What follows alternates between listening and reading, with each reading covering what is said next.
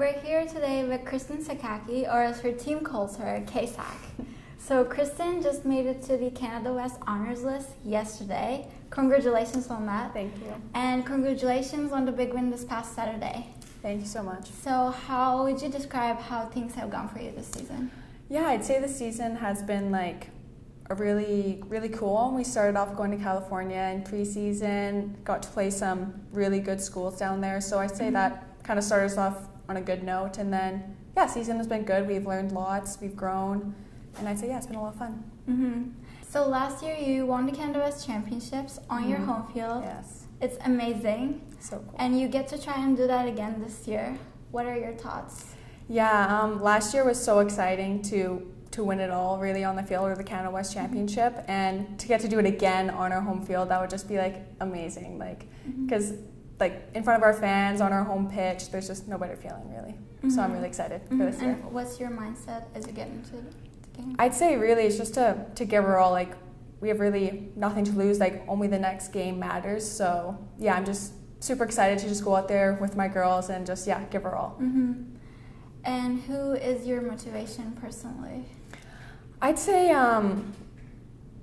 really like my team, like my whole team is my motivation, and especially the seniors. Like I think for them, like I just really want to win it this year for them. So who else would be your motivation? Yeah. I'd say also my family. There's just such a big like support system for me, and I just I love them, and I'd love to just win them kind of in their honor, because they've been with me this whole, like my whole soccer career, and they've supported me, come out to games in the wet rain and snow. Like they're just there through it all, and so I think it'd be really cool to like do this for them and honor them that way.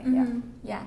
And I remember talking about your grandparents, and you told me a funny story about them. Yeah, so it was last year in one of the games. It might have been like, honestly, at the Canada West semifinal or final, something like that, on our home pitch. And I guess the announcers said something like, oh, you can email us at Canada West TV and we'll like read out your comment or whatever. So I guess my grandparents who live in Kamloops, who were watching online, they emailed in saying something like, hi, like we're Kristen's grandparents watching in Kamloops, like go Spartans or something like that. I just thought that was like really cute after when my dad told me that they did that and that he announced it actually like on the live feed. So yeah, they're big support too to me, really so great. I love them. Yeah.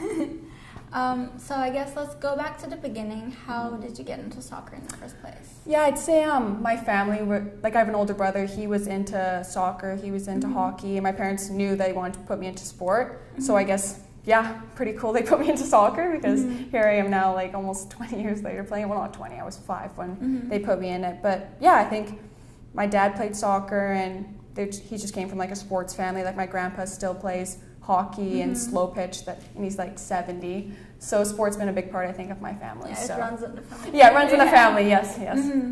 So are there any moments in your career that took your play into an elite level? I would say probably one moment that I can think of that really like took me to like another level where I grew lots was when I was at the Whitecaps Girls Elite program, and before then I was playing as a center back, and I played center back probably most of my whole life. Right. But actually when I went up there, I started as a center back, but then there was already like really, to be honest, like really good center backs there, and they thought, hey, you have some pace, like let's try you on the wing. So I'd say that was like a point in my career where like I did something new, completely new position, learned lots, because I mean you're pretty much starting from zero. I'm a defender going forward, so I'd say that was like a big kind of stepping stone in some ways for my career. Yeah. And you now play as a fullback? Yeah, now play as a fullback. So you didn't play in that position before? No. Yeah. So how would you describe the transition was for you? What were some of the challenges? I'd say, so it was when I went back to Surrey United in my last year in grade 12, I played as a fullback, and I'd say that was just like, I found my position in some ways, because I love defending. Like I was a center back growing up, like my whole life pretty much. So then to switch to an outside back, it was like new, but at the same time like familiar, because I was still, part of the back line, but new because I had this opportunity to go forward, which I've never really had before as a center back. It's not really common for them to sprint straight down the middle of the field. So I'd say that was like, a little bit new for me, and I just, that's like been the best change for me in like my soccer. Like I love fullback. So That's awesome. And I heard that you're a great game night host.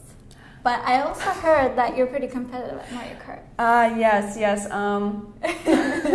Yes, I do love Mario Kart for sure. Like, girls on my team, like when we're like, I'll just say, hey, like games night, like come to my house, and so yeah, Mario Kart's a big one. I love, like I say, Amy Garkey, she's pretty competitive too. We always go at it on like Rainbow Road especially. That's like my favorite because there's no hiding on Rainbow Road. You can just go right off and you have to start again. Yeah. But yeah, no, I love just like hanging out with friends like that, doing like just silly stuff that like, yeah, you just have good memories from them, really. Even like High School Musical Sing It. My team has been coming over and doing that, so I think that's major throwback. major throwback, and yeah, I just have fun and yeah, great memories. So. Yeah. What are some of your other hobbies? I'd say I really like photography. Like I'll travel a lot with my family, and I'll take like several memory cards because I'll take so many pictures. Like on my last trip to Greece, I only used one memory card, but in the past, like when I've been to like France with my parents and my brother, like I brought like two memory cards because I just take like thousands of pictures in one day. So yeah, definitely, I'd say that's a hobby of mine. Yeah. And you told me you sent them to your team, we did a fun little like kind of like competition this summer with our group where we all were given a World Cup ball. Like an official World Cup ball. So our captain, she came up with this initiative that, hey, let's try to take pictures as much as you can with the soccer ball. So then I'm going on a trip with my parents to Greece, and then my coach was like, well, are you gonna bring the ball? And I was like, I'm bringing a small suitcase, like I'm just taking like a carry-on, but I was like, well, I have to bring the ball because like I'm gonna get unreal pictures, right? So then throughout the trip, I would have a soccer ball in my backpack.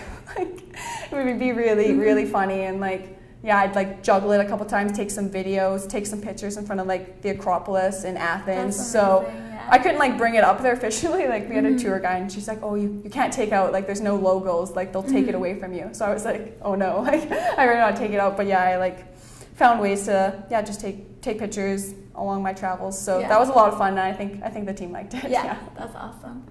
And I think we talked about your trip to Africa, and you told me how meaningful that was for you. In what way? Yeah, I think it was May 2016. So after my first year at Trinity, we went to Africa, and it was a whole new thing for me. I'd been to Europe, but I'd never been like to Africa. So this was like pretty crazy to do, and I'm still like my parents were a bit nervous for me. I'm still like relatively youngish. I know I was like 18 then, but still, they're nervous for me. But I was so happy to like go on that trip because you learn so much about yourself and about the team and about the countries you're going to. Like it was like crazy. Like they just seeing how like they have so little but they have so much like joy there. I think that's the main thing like my team took away from it, and myself personally, like it's just so amazing. So I really grateful for that trip. I remember a significant moment that you told me. I think it was the game that you had with the locals and you, and like, can you talk a bit about that? Yeah, that was in Benin. We had a street game with a couple of like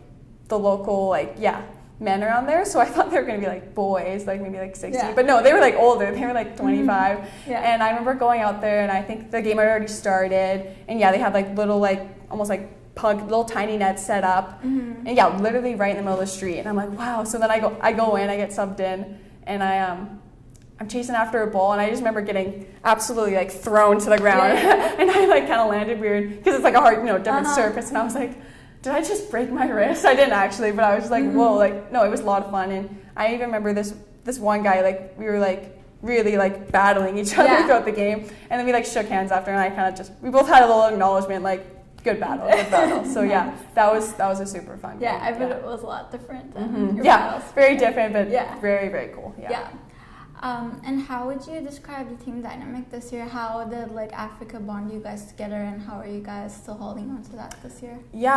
So it's been a couple years, but I'd still say that like the growth that we had there and like the amount of like love, like really, I mean, people get sick, like you're just kind of at your like rawest in some ways. So just to kind of like continue that of like that like love, it just like really understanding each other like no one else can, because we experienced that. Whereas like even when we come back home, it's hard to like share how you like experienced like everything you saw, everything you felt. So I think that's something that like we still try to hold on to, thinking about those moments where like it was really just us that we like just us went through something together, and like just I think that's one way that we try to remember. Yeah.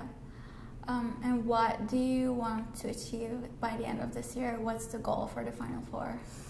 Final Four, well, I mean, the ultimate goal would be amazing to win Canada West again, and just win it for our seniors, to be like on our home park, and for their last sort of, last game on our home park, to win that for them. That'd be really special, I think.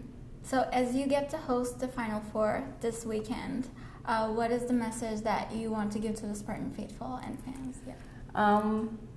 First, thank you for coming out. I mean, I think it's gonna rain, so I really like we just love playing in front of a big crowd. There's just something that, it's just like hard to explain. Just like the energy that that we get from them on the field, like it doesn't go unnoticed, and we really do like feed off of it. So I just say cheer loud, and I mean, we're really thankful that they come out and support us. So Well, I'm really excited for you, and thank you for having an interview. And thank you for interviewing me. Yeah.